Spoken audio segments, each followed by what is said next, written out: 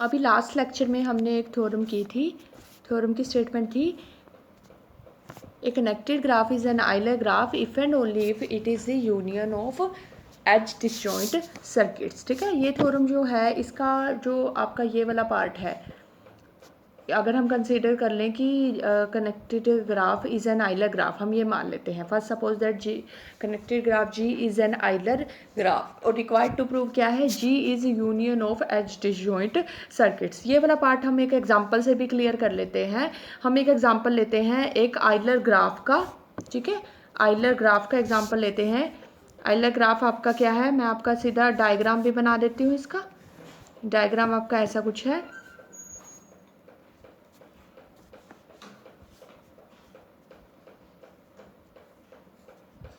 Okay, तो edges लिखने के बजाय मैं सीधा इसमें आइलर ग्राफ है ये आपका। ठीक है, और आइलर ग्राफ में ये आपको जो नोट्स हैं उसमें भी मैंने आपको दिया, उसमें है ये आपका आइलर ग्राफ ये बना हुआ है।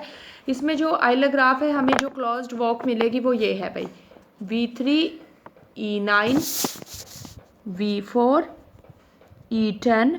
हमने क्या मान लिया, हमने ये वाला पार्ट मान लिया, हमने एक क्या लिया, एक ऐसा कनेक्टेड ग्राफ लिया जो कि कैसा है, आइलर ग्राफ है।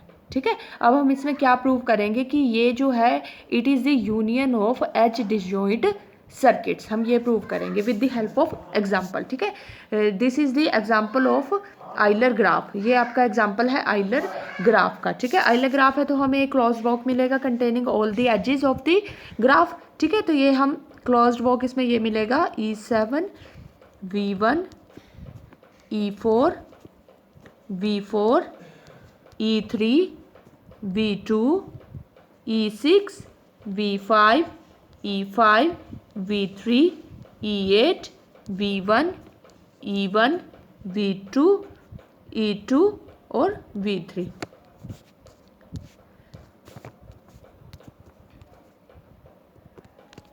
ये है आपका। ठीक है, इस तरह से मैं ड्रॉ कर देती हूँ ये।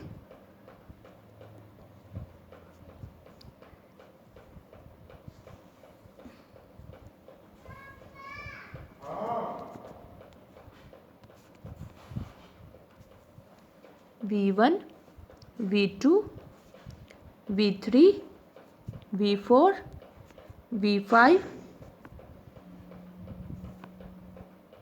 ठीक है, ये आपकी क्या है, इसमें वर्टिसेस हैं V1 V2 V3 V4 V5। Let's name its edges. Edges दे देते हैं हम। फर्स्ट है आपकी E1 E2, ये आपकी क्या है E3 कहाँ पे है, E3 दिस इज E3 और E4 ये आपकी E4 है। वेयर इज E5, ये आपकी E5 है। ठीक है, sorry this is E5 okay. जो करेक्शन होगी वो हम आप देख लेना, नोट से देख लेना। E9 E10 E7 और ये आपकी क्या है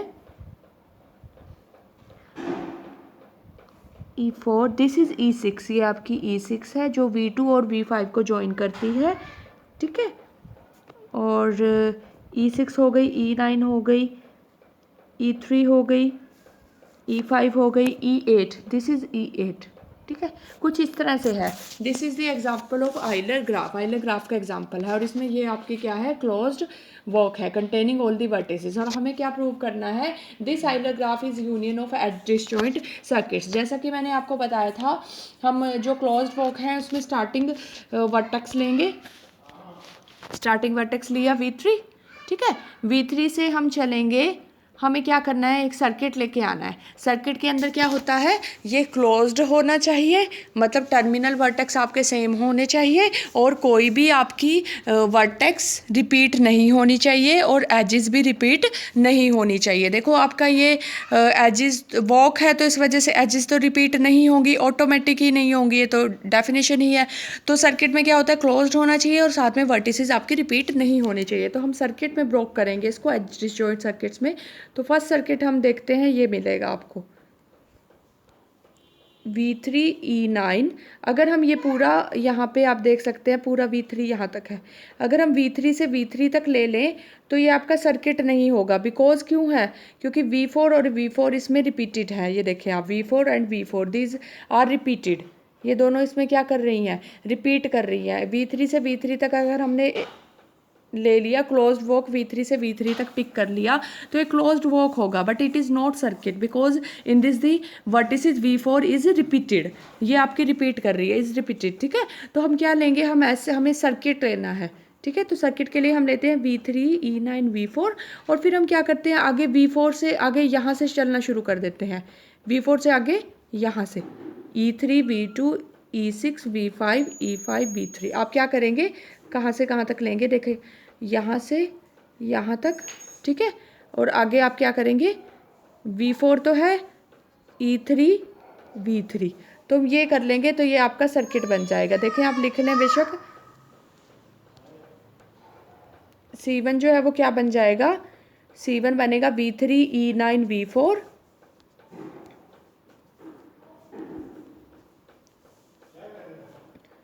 ठीक है, और फिर उसके बाद V4 से हम E10 V5 नहीं लिखेंगे, हम ये वाला चलेंगे, V4 से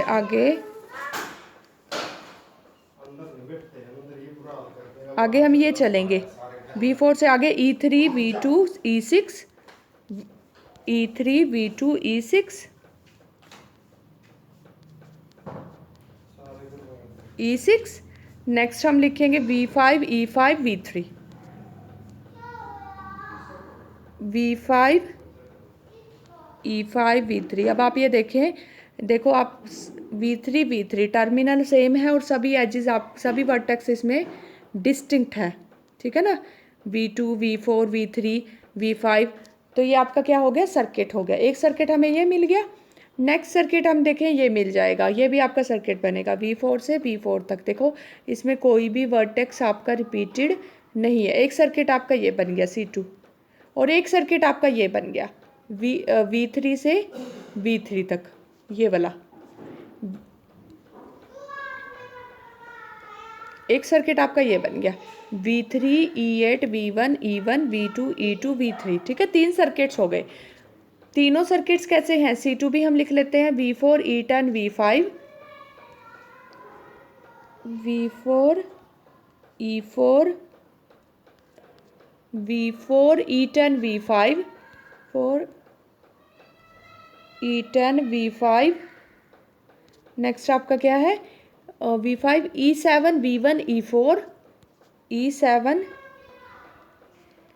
V1 E4, नेक्स्ट आपका आता है V4 ही आता है आई थिंक। देखिए आप, ये देखें, है ना, E4 के बाद V4 है, एक सर्किट ये बन गया। थर्ड सर्किट हम लिख लेते हैं V3 E8 V1 E1 V3 E8 V1 E1 V3 E8 V1 E1 V2 E2 V3 V2 E2 V3। तो आप देख सकते हैं जो वॉक है वो पूरा का पूरा G है, और G क्या है, it is the union of this circuits. और ये सर्किट्स कैसे हैं, एज डिजॉइंट सर्किट्स हैं। आप देख लें, इसमें कोई भी एज आपकी क्या है, रिपीट नहीं होती, सभी एजेस इसमें क्या है, डिस्टिंक्ट हैं। C1 C2 C3 में अगर हम एज सेट लेते हैं तो सभी E1 E2 E3 की इंटरसेक्शन आपस में कैसी है, डिसजॉइंट है। ठीक है, तो ये आपका, मैंने आपको ये प्रूव कर दिया उस थ्योरम का proof with the help of example.